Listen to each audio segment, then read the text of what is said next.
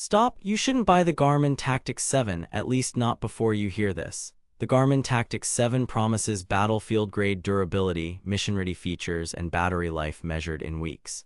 Either we've reached the wrist-borne command center we've always wanted, or we're paying premium cash for redundant features and marketing math. On paper, it's wild. A 51-case, sapphire lens with DLC-coated titanium bezel, mil STD810 toughness, 10 ATM water rating, multiband GNSS, night vision mode, stealth mode, a physical kill switch, and LED flashlight with a green filter, and claimed up to 28-37 days of battery depending on model and sun exposure.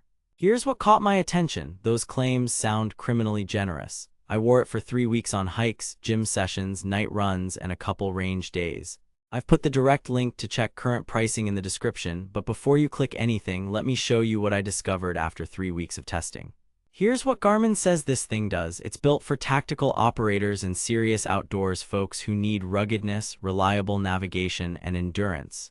Key promises: multi-band GPS and advanced mapping for precision navigation, weeks-long battery life, extended by solar on certain versions, military-focused tools like night vision compatibility, stealth mode, and kill switch, full training metrics, recovery insights, and a legit smartwatch feature set. Sounds unstoppable, right? But here's where things get complicated. Reality check. They claim weeks of battery life. What you actually get depends heavily on how you use it. With multi-band GNSS on, frequent workouts, notifications, always-on backlight at low indoors, and the flashlight here and there, I landed around 12-16 days on the non-solar variant. Solar helps, but only if you practically live in direct sunlight. Here's where it gets mathematically impossible. Those headline GPS numbers assume pure GPS-only mode, no music, minimal backlight, perfect midday sun, and a brand new battery. The second you switch to all systems or multi-band for better accuracy, your hours drop fast. That's physics, not a firmware issue. They claim elite navigation. What you actually get is very good, with caveats. Out of the box, you have robust topo-active maps and excellent route guidance and dual-position formats for tactical use. But map downloads can take ages, memory management can be clunky, and turn-by-turn on obscure trails depends on coverage and your preloaded maps. Under dense canopy, multiband is solid but not magic. I still saw a few meters of drift on twisty single track, which lines up with other users who noted similar offsets. Let's be real. For true sub-meter accuracy, you'd need survey-grade gear. They claim rugged, mission-ready build. What you actually get is a tank on the wrist. Sapphire resists scratches like a champ, and the DLC titanium bezel looks stealth, but I did pick up light cosmetic scuffs after a week of knocks on gym racks and granite. Mil STD810 means tested against certain stresses, not indestructible in every scenario. The watch weighs around 89 grams. On smaller wrists, that's a lot. I noticed sleep tracking comfort took a hit compared to lighter watches. They claim full-spectrum health and training. What you actually get is strong Garmin physiology but still optical. Steady-state runs. Heart rate was tight against a chest strap. Intervals and lifting, expect occasional spikes or dropouts. Physics again. Training readiness and HRV status were helpful, but remember, these are models, not medical devices. Here's where things get interesting. Most people don't need night vision mode, stealth mode, or a kill switch that wipes the watch. Those are niche and you pay real money for them. The plot twist. A Fenix 7X Sapphire Solar gets you 90% of the experience for less, and Epix Pro gives you an AMOLED display that looks better indoors.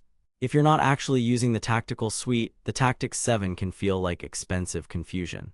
Battery life with heavy mixed use, I consistently saw about 2 weeks on the standard Tactix 7. GPS only runs at 1 second recording, averaged roughly 10-11% battery for a 90-minute trail session in multiband. Solar added a few percentage points on sunny days, but nowhere near the dreamy figures unless I was outdoors all day. Here's what nobody tells you. The battery claims are stacked with footnotes, and toggling between GPS modes dramatically shifts endurance. GPS and navigation. Multiband improved lock in city canyons and forested trails versus single band, and breadcrumb navigation was reliable. On a 15-mile mountain loop, elevation and distance were within 1-2% of my known GPX file. However, downloading topo regions over Wi-Fi was slow, and pushing big map updates took an evening. What the marketing doesn't mention: if you want the best guidance, you'll spend time curating maps and routes, build and ergonomics. It looks fantastic in a blacked out, no reflections kind of way. The LED flashlight with a green mode is legitimately useful for night hiking and preserving night vision, but the 51mm case wears big. Under sleeves it's a chunk. Touchscreen is handy for maps, but in sweat or rain I defaulted back to the 5-button layout because it's more reliable. The MIP display is outstanding in sun, just okay indoors unless you kick on the backlight. Smart features and training. Notifications are fine, music storage works but drains battery in GPS, and Garmin Pay is hit or miss based on your bank. Training analytics are top tier for endurance folks, yet the accuracy still hinges on good HR acquisition. Compared to Apple Watch Ultra, Garmin wins battery and training depth, Ultra wins app polish and on-wrist smarts. Compared to COROS Vertix 2, Garmin wins software ecosystem. COROS can outlast it in pure battery tests. Verdict: buy with caution.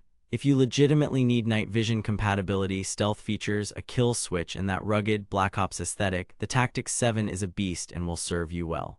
If you're a runner, hiker, or weekend warrior who just wants elite battery, maps, and training metrics, save your money for a Fenix 7X Sapphire Solar or go Epix Pro if you value an AMOLED screen. The Tactix 7 sits in four-figure territory and you're paying extra for tactical flair most people won't use. Worth it if you need the mission tools, skip it otherwise. Thanks for watching. If this review saved you from wasting money or helped you find something actually worth buying, I've put the link to check current pricing and read more reviews in the description. And hey, if you do decide to buy through my link, it helps fund these investigations without costing you extra. Drop your questions below, tell me what you want me to test next, and stay tuned for a Fenix 7X vs Epix Pro vs Apple Watch Ultra throwdown. Stay savage out there.